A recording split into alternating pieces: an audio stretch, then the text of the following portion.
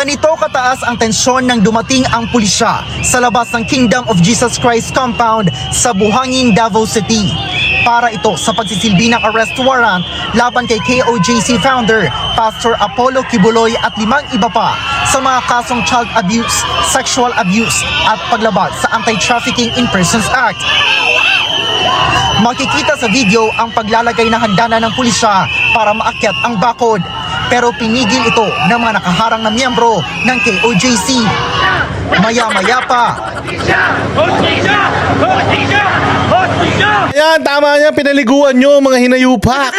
Eh, buti na lang. Talaga naman, ang galing talaga ng Kingdom of Jesus. Kasi sana nilagyan nyo na yung mga ihe. Oh, tsaka ng mga asido.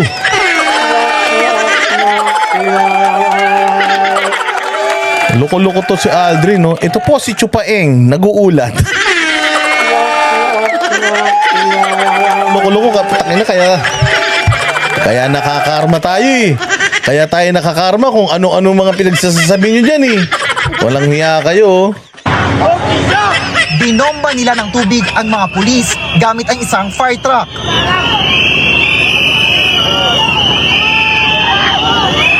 Nakaakyat pa ang ilang pulis sa tuktok ng fire truck pero hinarang sila ng mga taga-suporta ni Kibuloy.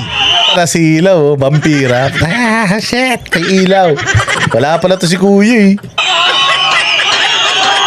Oo, tama no. Dapat galing sa septic tank yung may tae-tae. Tingnan ko hindi magsitakbo yung mga tulonggis na yan. Ah, puta, ayaw nyo umalis ha. Eto sa inyo. Tae. Pshh, pahugasan mo ng tae. Puta, yak! Tama, Garski. Mabuti pa yung Kingdom of Jesus Christ. Meron silang pambomba sa mga kalaban. Samantalang yung Coast Guard natin walang pambomba. Nakadiri. Ew. Oo, kung ako talaga. Pucha, hinarang ko dyan yung truck ng malabanan. Sigurado hindi papasok yung mga yan. Meron lang isang nakatayong ganyan. O sige, nakita niyo yan, malabanan. Alam nyo naman yan, loko-loko. Oo, pucha, sigurado ako. Lahat ng mga buris sa Davao, iahagis ko sa inyo.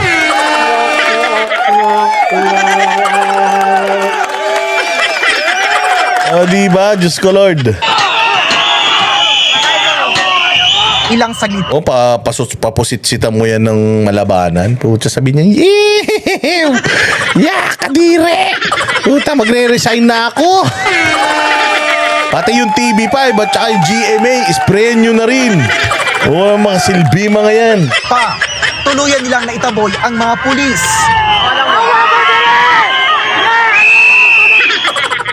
Ang sabi ng mga miyembro ng KOJC, wala umanong mga dokumentong ipinisenta ang kapulisan sa kanila. Diretso sampa. I think, sir, dapat, sir, magpakilala muna. Amen, si Carlo, pakatapang nito. Solid, ang galing pang sumayaw niyan. Si Carlo, pag commending yan, talaga naman yung pearly shells niyan. Puta, napakausay, pero kita mo, ang tapang, di ba? Hinarap niya lahat. We have search warrant, okay. Ganun po sistema, sir. Bigla-bigla na lang po, sir. Marami pong nasaktan. Kumalma ang sitwasyon na tumawag ang abogado ng KOJC kay dating Pangulong Rodrigo Duterte na ipinarinig sa compound. Ang dating Pangulo ang nagsisilbing administrator ngayon ng KOJC. Pasudla na ng mga polis, istoryahin po ang mga abogado ni Pastor, mag-istorya sila.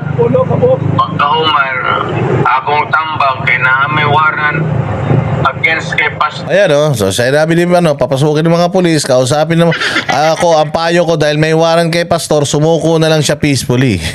Tapos siyempre, kita mo Pastor, pinasusuko ka na ni Duterte. Tanga. Tangin na lang sabihin ni Duterte, huwag kang sumuko. Kinanginan nyo. Ang bubobo talaga ng mga dilawan tayo tsaka mga tanso vlogger, no? Kinote nila to pinasusuko na siya ni Duterte. Uy, Pastor, pinasusuko ka na ni Duterte. Gago. Alam nga naman, statement niya sa media, dati siyang presidente, judge siya, abogado, tapos sasabihin niya, Pastor Kibuloy, kung ako sa'yo, tangina, galingan mo magtago. Alam nga naman, magbigay siya ng ganyang advice kung di ba kayo mga tanga. Pero sigurado ako, ang advice yan kay Pastor, putangina, Pastor, galingan mo magtago, lalima mo yung hukay. Mga bobo ba kayo?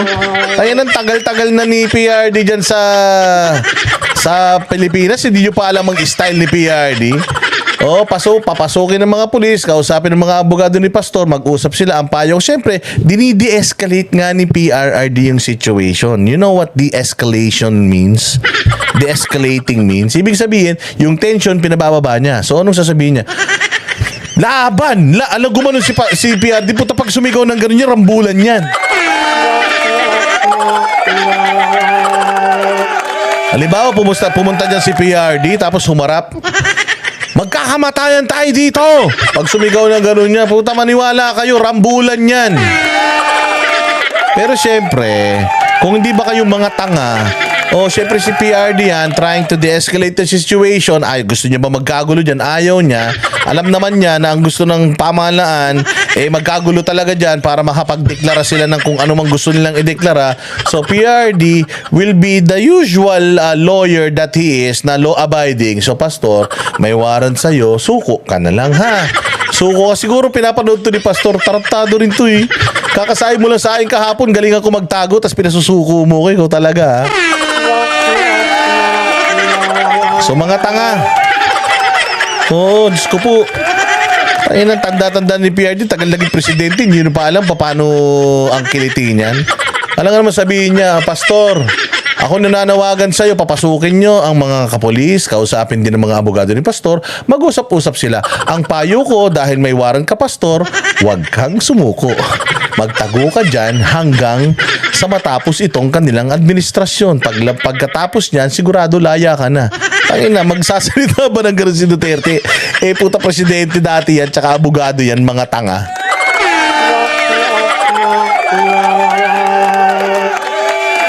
Ayan pinakita ko naman sa inyo yung yung statement niya Putangin na, kinukundi na nga niya.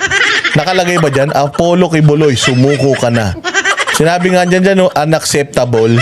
So, because he's trying to de-escalate the situation, kailangan niya sabihin yan. Hindi ba naman mga bobo talaga tong mga latak na mga vlogger na ito? Diyos ko po. Surrender na lang siya peacefully. Nang dumating ang mga abogado ng KOJC at ipresenta na ng kapulisan ang warrant mula sa korte, maayos namang pinapasok ang mga pulis sa loob. Isa-isang pinasok ang mga building sa loob ng compound. Sa himpapawid, may umaaligid ding chopper ng pulisya. Pero hindi natagpuan sa loob ng compound si Kibuloy at 5 iba pang subject ng arrest warrant. Alam niyo ba no-fly zone dyan? Kasi katabi niyan airport Bawal yan mga chopper. Puto, sigurado ako ang daming na-delayed na mga flight. Dahil dyan sa issue na yan. Kasi tayo naman may matamaan ng eroplano yung mga helicopter na yan Diba? Bawal na bawal nga ang drone dyan dahil malapit sa airport. Yung kingdom nga palubog, hindi siya pataas Kaya nga diba sabi ng mga taga Iglesia ni Cristo, babababay. Tinan nyo nga yung kingdom nyo, 2 palapag lang, tanga. Pababa, lubog yun. Dahil bawal po yung pataas dyan dahil may airport, yung kanilang structure, palubog yun. 700 na palapag yun. Mga inggitero. Mainggitero kayo. Sige na, yung Philippine Arena na mas maganda, di naman nakikipagkompetensya kingdom sa inyo. Dinamihan lang nila yung seating capacity para makaupo silang lahat. Pakinyo ba?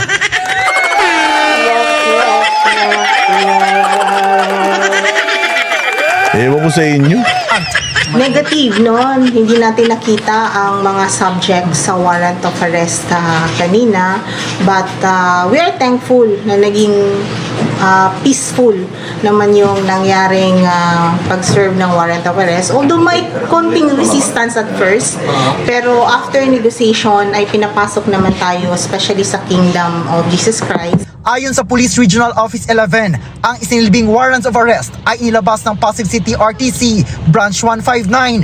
Pero bukod sa arrest warrant na ito, may nauna nang inilabas na warrant of arrest kay Kibuloy, ang Davao City RTC, para sa mga kasong sexual at child abuse na nitong Mayo lang at ipinag-utos ng Korte Suprema na ipalipat sa Quezon City. May hiwalay ring inilabas na arrest order ang Senado laban sa pastor, kaugnay ng pagmamatigas nitong humarap sa mga pagdinig ng Senado. Bukod sa mga kaso sa Pilipinas, 2022 nang mapabilang si Kibuloy sa wanted list ng Federal Bureau of Investigation ng Amerika na nahaharap sa patong-patong ng mga kaso kabilang ang sex trafficking by force, fraud and coercion, conspiracy at bulk cash smuggling. Alas 8 ng umaga nang nag-withdraw na sa KOJC compound ang kapulisan. Bukod sa headquarters ng KOJC, pinuntahan din ng pulisya ang ilan pang property ni Kibuloy, kabilang ang Glory Mountain sa Barangay Tamayong. Sa kuha ng CCTV, makikita ang pagsira ng kapulisan sa gate ng naturang compound. Pero naglabasan ang mga miyembro ng KOJC mula sa loob at sinubukang pigilan ang mga pulis. Meron lang Hindi ako nangaway ng INC. Kaya lang, meron mga ibang mga tawag dito. Mga, hindi ko alam. Palagi ko hindi mga INC yun eh. Kasi mga INC mababayad siya eh. Pinagkukumpara nila na, ano yan, sabay lang ginawa. Tapos ang tagal-tagal nung kanila kasi talagang inantay nila kung ilan yung sa INC para lagpasan nila. Puta, hindi yung ganun. Kaya matagal nilang ginawa yung kingdom kasi pera nila yung ginastos sila, hindi sila nangutang. Yung mga biskotso nila, yung mga negosyo nila, tubig, yung mga magazine nila, lahat ng negosyo nila worldwide, yun po yung pinagpapagawa nila doon. Pag walang pera, o lalo na nung nagka-pandemic, o di walang gawa. Pero actually, nung pandemic nga daw sila, nakapagpatayo ng madami. Oo, kasi nga, syempre, marami silang time. Kasi sila din mismo naggagawa dyan. Alam mo, si pastor siya nagpapala. Alam mo ba yung 5 pilapil doon? Yung 5 doon, poste, siya gumawa. Oh, sila gumawa, sila mga nagtrabaho. Nagtulong-tulong sila. Sabi ko kasi inyo, blood, sweat, and tears. Siyempre, may mga construction firms na kasama. Pero yung mga things that they can do themselves, ginagawa nila yan. And si pastor kasi nocturnal. Kaya minsan nagbabantay daw siya ng buhos. Siya yung isa sa mga naglalapat ng mga semento. O siya yung mga nagpaplat nun, yung nagpapalitada, ganyan. Ganyan kasi hands-on kasi si Pastor Kibuloy. So yung kanilang kingdom ay hindi po yan para makipagkompetensya sa Philippine Arena ng Iglesia ni Cristo. Dahil yung sa Philippine Arena ng Iglesia ni Cristo, pang negosyo talaga yun. Ginawa nila yun as para pagkakitaan din nila pang negosyo. O ginagamit nila sa mga concert, di ba? O ito pong kingdom ay ginawa yan panambahan. Isang simbahan, dyan na sila magmimisa lahat kasi hindi nga sila kasya dun sa katedral nila. Kaya dyan na sila magsisimba lahat. Kasyang-kasya na sila dyan. Ginawa po yan for that purpose. Hindi po ginawa yan para mag-concert dyan si Katy Perry at saka si Taylor Swift. Okay. So hindi po yan ginawa para pagkakitaan. Hindi ko alam kung magbabago ang isip nila at siguro baka may lumapit sa kanila, baka pwede mag-concert dyan. O sino magko-concert? Si Daniel Padilla. O sige, pasok. So ganun yun. O hindi nila yan ginawa para makipagkompetensya kung kanino man. Bahala kayong gumawa ng Torre ni Babel ninyo. Basta ako, gumagawa ako nito kasi ito yung ipinangako ko, ito yung vision ko. Nung wala pa kaming simbahan, nung maliit na organisasyon pa lang kami, ito na yung mga ipinaramdam sa akin ng Diyos sa mga panaginip ko. Itong Kingdom Nation, itong Central, itong Glory Mountain, itong Prayer Mountain, at lalong-lalo na yung Kingdom. Yan yung nakita ko, pinangarap ko yan. Sabi ko nga, 30,000 seat, magja-jacket kayo. 30,000 na upuan, magja-jacket kayo sa sobrang lamig. Magkakasya na tayo lahat dyan, dun tayo mag-worship. Yun yung kanyang pangako sa kanyang mga members. Natupad niya, actually, hindi lang 30,000 seats, ay sobrang laki pa, doble pa nun.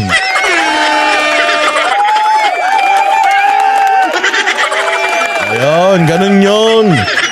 Ganun yun. Sabi nga, general purpose ang arena, panambahan ang kingdom. Tama yan, doon sila sasamba lahat. Doon. Hindi po magko-concert si Mariah Carey doon. Depende na lang po siguro sa business perspective.